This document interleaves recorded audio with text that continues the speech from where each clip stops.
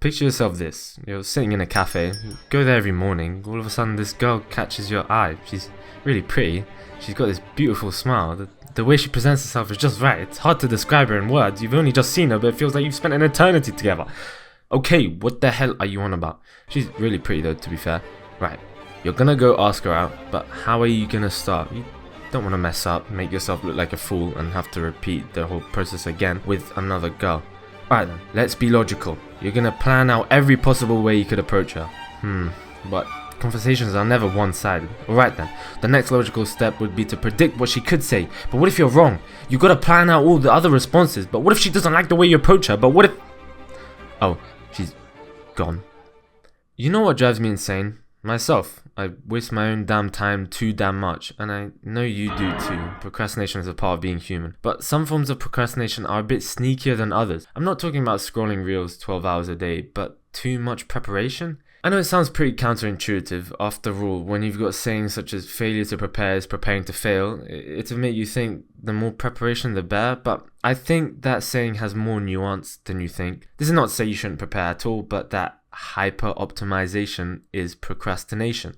While this phenomenon does apply to just about any situation you'd feel the need to procrastinate in, I wanted to specifically talk about the thought process when it comes to making YouTube videos, since that's what inspired me to make this video in the first place. I'd often find myself watching videos by these types of creators, YouTube gurus. It's not really a surprise that the dream of being able to make a living off of making things you like is shared by so many people. I mean, hell, shared by me. However, it's this almost imperceivable goal that these gurus will use to attempt to sell you the dream. These videos are particularly negative for new creators. Apart from the glaring issue of these businessmen trying to replace the creative industry with AI slop, watching hyper-optimization content will make you feel like you're doing something, learning the algorithm so your next video that you worked so hard on will blow up, when ultimately you are just tricking your brain into thinking you're doing something worthwhile. Wait, did I say slop? Sorry.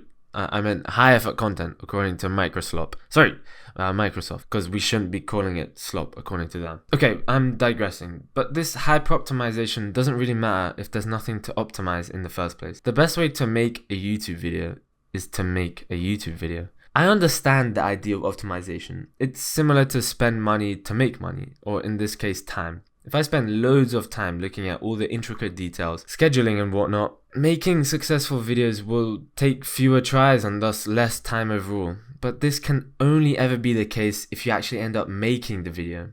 If you try to wait for the perfect conditions to make a video, you'll be sitting there for a long damn time because perfect is pretty hard to achieve.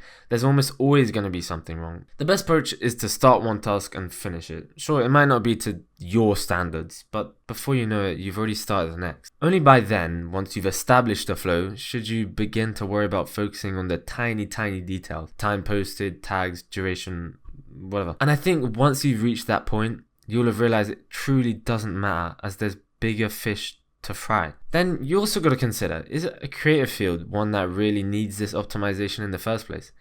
The videos that never fail to stand out in my mind are the ones that get the formulaic structure you see so much in the algorithm and ignore it. The thought process of these creators is completely backwards. It goes, oh, I want money, let me make a YouTube channel. Right, I gotta pick a niche. As a viewer, I want to watch someone who has a genuine interest in a topic, borderlining on an obsession, makes a YouTube channel, and then as a result is able to support themselves financially from their hobby, with their sole focus being producing genuine content.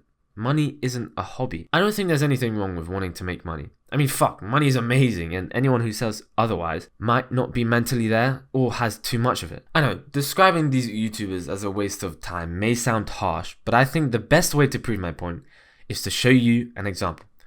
After doing some digging, as in not any digging at all because YouTube loves to recommend these types of videos on a new account, I stumbled across this channel, Make Money Matt. Now off the rip, we've encountered my first gripe and probably the stem of where most of the problems come from. Mo money, mo problems. The obsession with money.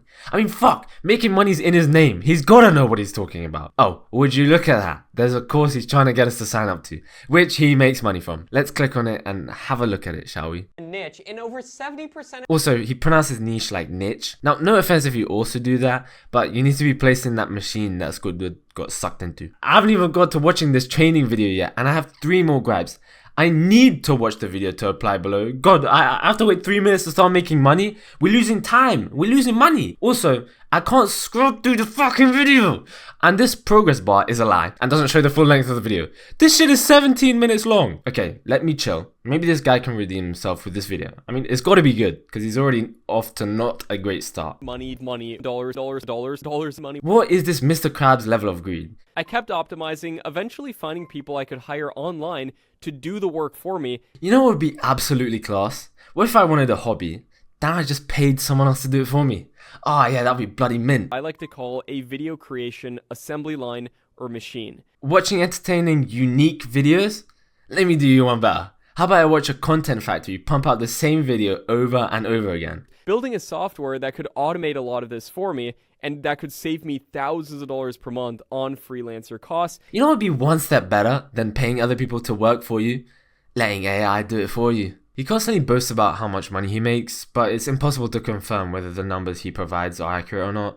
It's also next to impossible to find said channels he's talking about, since he never actually states what these channels are because they mess with his viewership. I did, however, find what I believe to be one of his channels, and I think the reason why he doesn't show people what these revolutionary channels are, well, it's pretty self-explanatory once you take a look at the type of content being posted.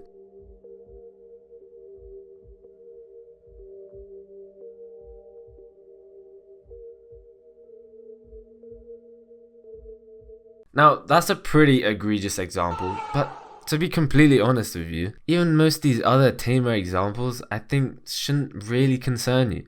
I don't mean to bash on other creators which genuinely try to give good advice, it's just there's so much of this advice, most of which being pretty common knowledge, such as posting consistently or post somewhat related content because the algorithm. You just don't have time to be spending watching all of it. Because if you just spend that time making shit, you'd have learned that, plus you'd have some content under your sleeve.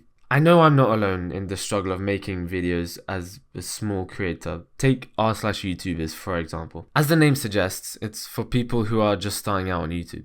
Often you'll see a lot of questions being asked about what's right or what's wrong for the algorithm. But the question I think people should be asking is, would people watch this?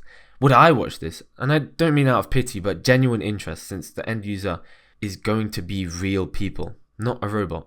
It's pretty common to feel like your growth is at the mercy of a robot and to give up as a result. I don't mean this in a cliche motivational way, but you're at the mercy of yourself. There's no really better way to put it. Most people are kind of lazy, but that's a good thing. It'll be easier for you to stand out. I hope you found genuine interest in this video. Whether you're trying to do something else productive, I don't know, school related, or trying to also make videos yourself, well, I can't say I believe in you. I don't know you, right? You could be a bum for all I know. But, like I said, you're at the mercy of yourself. So, with that said, good luck.